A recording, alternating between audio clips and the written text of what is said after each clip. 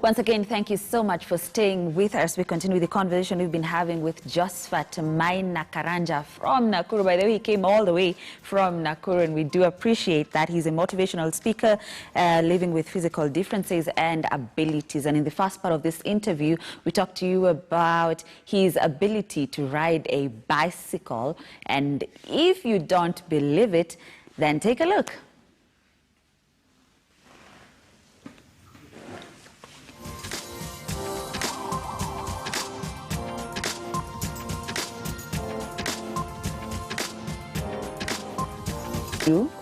Josephat, that is you on the bicycle.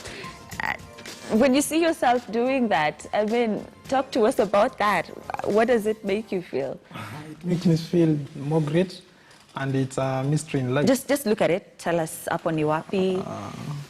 It's a place around home, and a place near home. So I chose that road because it's friendly on the bicycle, and with a good friend of mine, James. And this was back in late last year, when I chose to remind myself of how to ride a bike. It was after a long while before I sat on a bike to ride. So I chose to remind myself to ride, and it was successful. And you can still do it. Yeah, I can still do it. As we can see. And on the part of the pedaling, I went to lift my leg, and I was about to fall, so I decided to take it back. So I only chose to balance and not to pedal. Oh yeah, I see that. Yeah, there. exactly. So, but after on a smooth way, I can pedal the pedals well enough. Okay. Yeah. Now, I know before the break you were talking to us about your high school life. You know, you took us through all the way from Form 1 to Form 4. But there's something we must talk about, and that is your love life. I'm sorry, but we must. Hey, I'm sorry, Josephat. Because I understand your first love was in primary. Exactly. Back when I was in class 8, she was in class 6, and she made me crazy back then.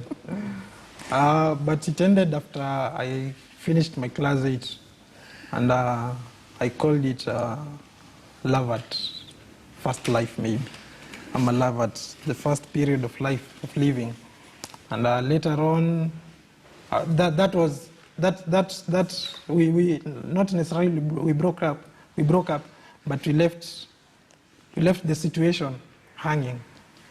Later on, in high school, in form 2 around there, I found another lover, which it wasn't that good relationship that you could expect to live in. So there was no, I could say there was no care, and sorry for this, there was no care, maybe there was no love. It was only maybe a tag that I'm in a relationship of which I never felt it actually. But I appreciate, I lived that life, and we broke up after I finished my Form 4. So later on, the same mind will tell me, you broke up with this, look for another person. So I went ahead. I looked for another girl, another lady, of which this is the amazing part in my love life. The girl, we fell for each other, and we were in a relationship for, I say this, for less than 24 hours actually. Less than a day. Like, exactly, because it was maybe to phrase it in a common way.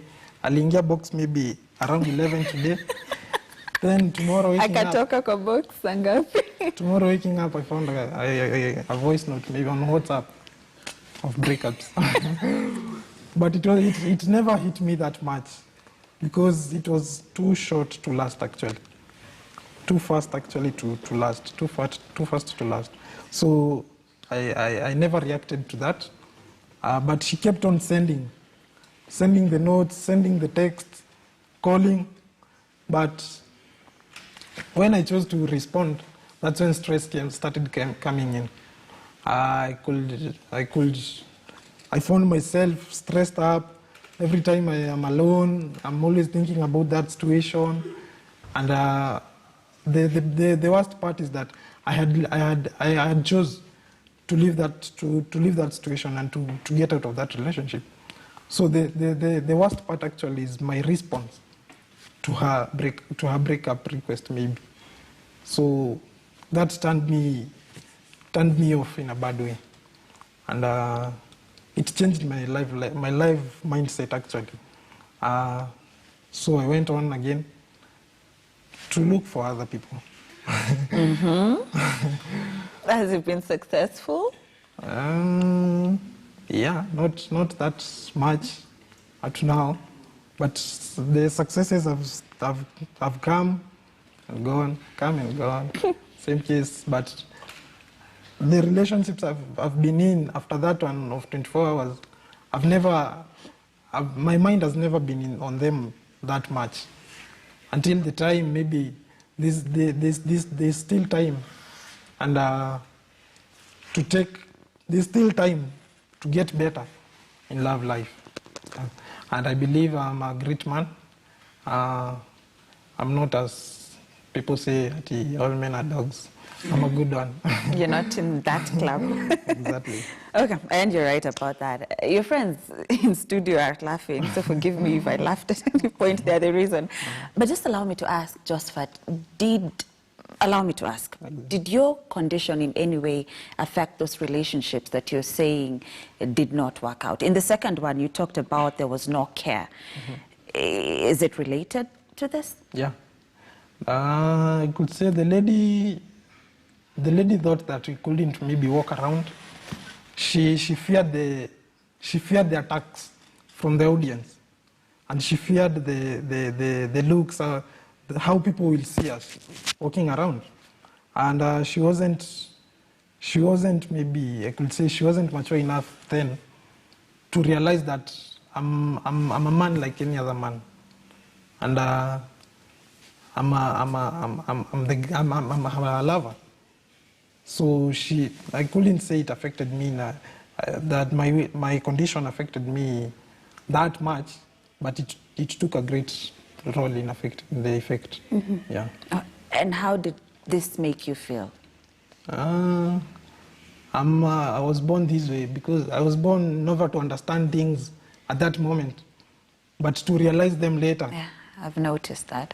So after anything happens, I never understand actually. For lack of a better word, I'm never understanding at that moment. So I might forget, I might ignore, but later on something will happen that will relate to this one, and I'll remember. So that's when this maybe stress will come in, the thoughts, everything, and I choose not to remember maybe and ignore them. Okay. Avoid the stress. Okay, let's talk about the challenges that come. I want us to get to that bit of beyond the scar, where you're now even a motivational speaker. But before we get there, let's talk about the challenges of being on this chair in terms of movement, in terms of how people perceive you, in terms of using public transport, for instance. Talk to us about that. There's a great challenge in my condition, and especially my colleagues also feels the same. And especially in the public transport, I believe and I know I'm a social person. I move around every time, and I'm a go-getter actually. So every time my mind hits to move around, I board a matatu, and that's when I meet the touts, the drivers, and they choose to ignore and move away and move on, only for them not to delay, and for them not to waste time maybe, as they say it. And it has been a great challenge. And other challenges maybe accessibility, and I'm glad the standard is more accessible for PWDs. And other challenges are inclusion maybe.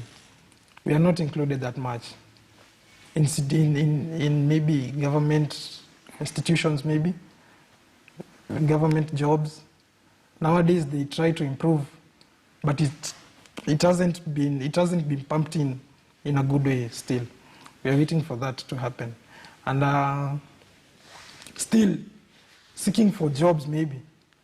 I told you earlier I'm taking my diploma, and I took my certificate, took a break of 1 year, where I went to seek for jobs in different areas.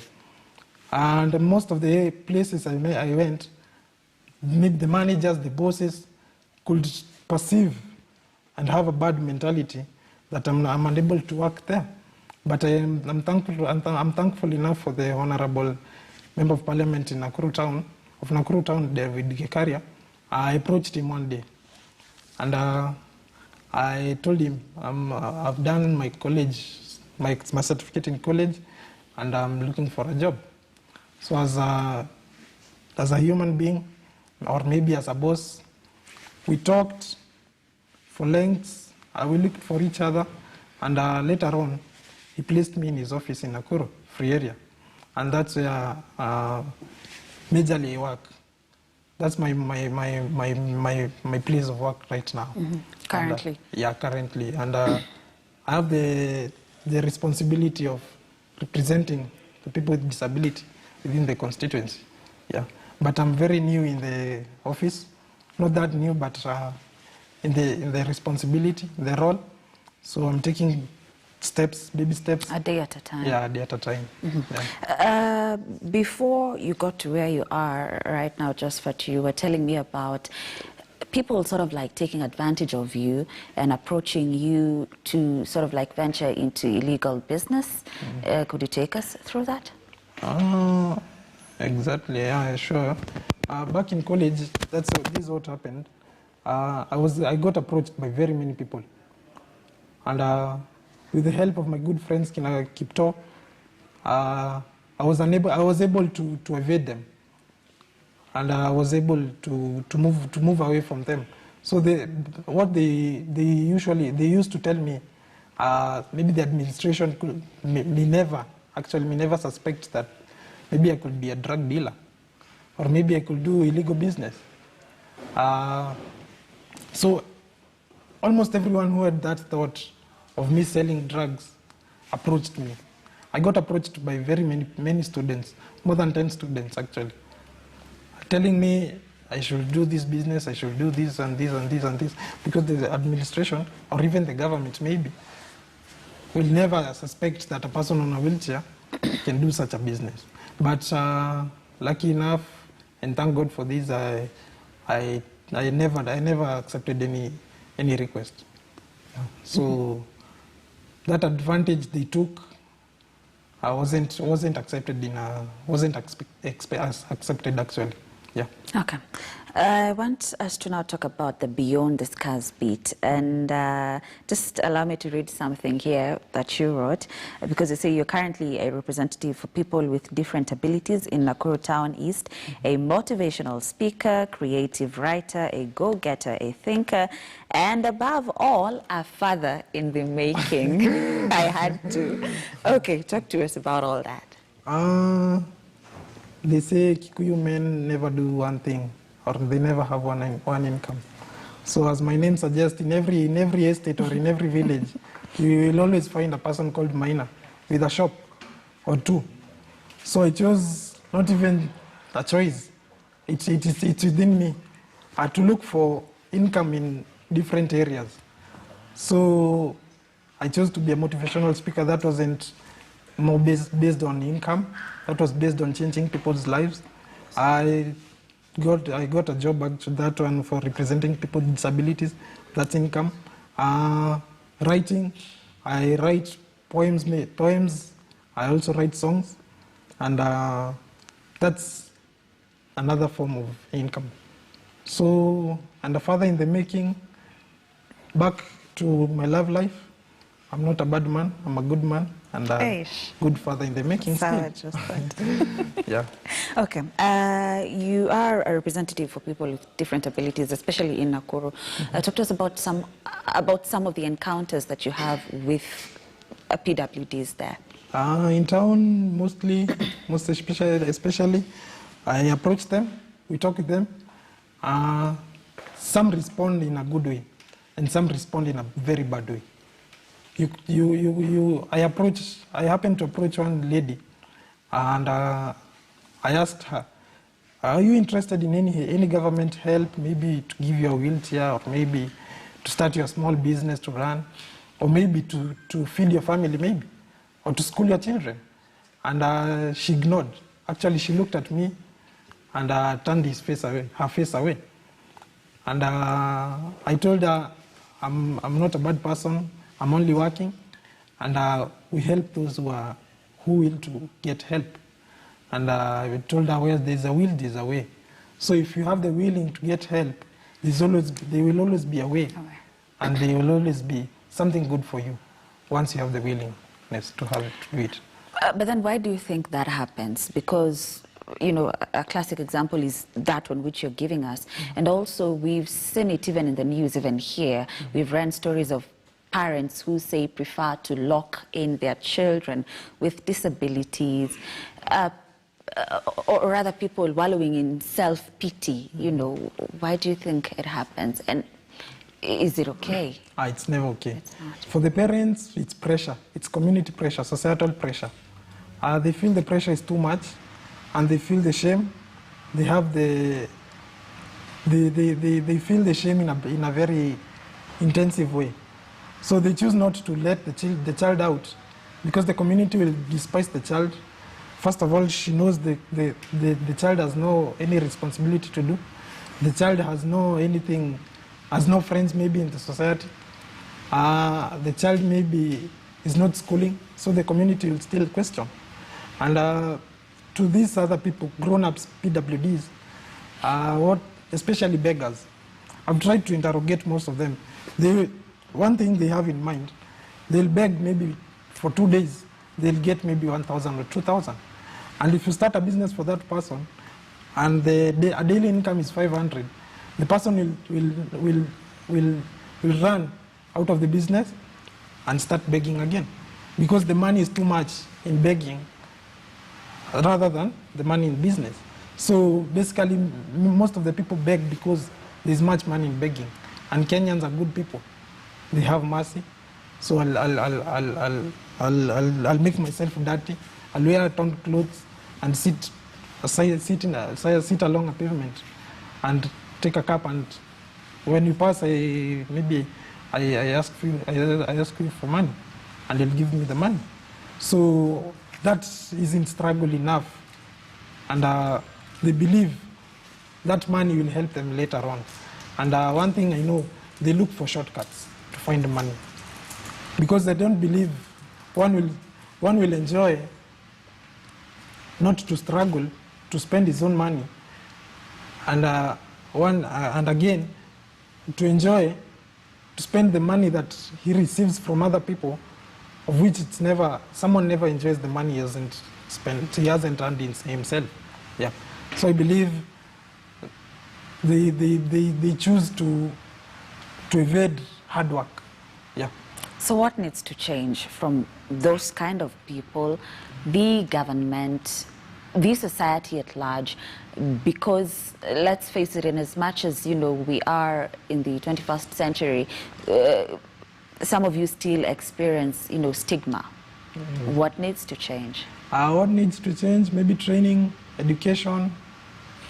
These people need to be trained, and these people need to be educated, and to be told, this money you're looking for in begging won't help you maybe. And if you venture in this other side hustle, or maybe a small business, it will help you out later on. Again, in the government, we face more denial maybe. We face more denial and more rejection from the government. So maybe after approaching a leader maybe, and I get ignored, I'll choose to work against maybe the principles of that leader. Maybe one of the principles of that leader is erasing or reducing beggars in town maybe. So I'll choose to be a beggar, to work against its principles. See? So basically, that's how people choose to do things. That's how PWDs choose to do things. And to change that, we also need prayers to be bad, because I believe everything works under prayers. Yeah. So beside everything that will we'll struggle to change for the better, we still need to pray. How about the society? The society also needs to change their mentality on people living with physical differences and abilities. And one thing they should know, people with disabilities or people with physical differences are people just like them. The only thing that's different is the abilities and maybe a way of movement. I always say, if we want to move from here maybe to town, maybe you might choose to walk. I might choose to wheel my chair. But at the end of it all, wote tutafika town. That's the thing that drives many people. So to the society, don't look at how things are done, but the reason as to why we are doing them. So I talked, and the society is not a group of people you'll choose to face and tell them, this is not the right way, this is the right way. The society is me, and the society is you. So we talk to individuals, change their minds, and the whole community later on will change their mindsets. Yeah. What keeps you going? What keeps me going? My problems. Maybe my struggles and my company of which we haven't bonded enough, and I expect more from them and they don't deliver. So I'll expect maybe to come, maybe in this situation, I might have chosen another person to bring me here or to come with here, and he rejects my appeal. What will I do? I'll choose to come all the way alone. Only to, one thing again I told you, I believe I'm a go-getter. So if I get rejected in one way or another, I do things alone. So what keeps me going is basically the rejections, and the rejections are what I call the problems. But there's something I didn't ask. Are there people who left, friends who left you because of your situation? We've discussed about the relationship beat, but just friends who deserted you because of that. Friends, if I could remember, no one. Not really. Not really. Okay, okay. So if there's someone who's watching you right now, Josephat, and is in a similar situation that you are in, and they feel like, giving up, they have no hope for tomorrow, what would you tell them? What I tell them is the same effort you apply in setting your goals is the same effort you should apply in achieving them. If there was no one between your setting, then there should be no one between your achievements. You should choose to set your own goals alone, choose to achieve them alone, and choose not to put limits on them, and definitely succeed later on. Yeah. So another thing maybe I believe is that hard work pays actually. Hard work pays. I believe manna will never come down from heaven, and I believe we'll never live to take milk and honey daily. There are struggles here and there, there are problems here and there are situations that turns us down, and there are other situations that brings us to the light. And we should focus more on what is good for us and what is favorite maybe. And I'm always positive on this, and I tell myself the only negative statement I have is that I live to believe that there are things I cannot do, and someone else can do them. I say this later on. Someone else can do them. So I'm very comfortable for the inability to do them, and I'm very comfortable again for the ability to do things that someone else cannot do. Mm-hmm. So I put the notes in the statement, and I call it then the positive in a negative way. Yeah. So life isn't that hard. Life isn't that hell as people may put it. Life is just the way you put it, actually. It's just the way you put it. I want you to speak to two sets of people, Josephat. Your parents, who are not with us here in studio, but they could be watching, perhaps. So I want you to talk to them. And I also want you to talk to people that have stood by you. And you could talk to your two friends and two cousins that are with you in studio today. On count 3. Okay, to my parents, I love you so much. You're my loved ones. I love you so much, my parents. And to my friends, I choose to keep you forever. And maybe to wrap up with this, my parents are the people I've been able to change. I've had the ability to change their mindsets for a person using a wheelchair. We might be in the house in the morning with my parents, and later in the day we meet in town. And my parents, especially my dad, will get shocked finding me in town, but we'll shake hands and leave everyone to do his own business. So I believe everyone should do what brought them to the world, and focus on what is important, and choose to be positive always, and choose to inspire everyone all the way. And God bless you. Have you talked to your family, your friends? And my cousins, I love you so much. You're my blood, and I love you still, and I choose to keep you too. And I look forward to doing great things together with you. Indeed, indeed. Lastly, Josephat, just share your contacts with anyone who may want to reach out to you. Okay, I'm on Facebook, Maina Karanja. On Twitter, Maina Jo Karanja. On Instagram, Karanja Maina 07.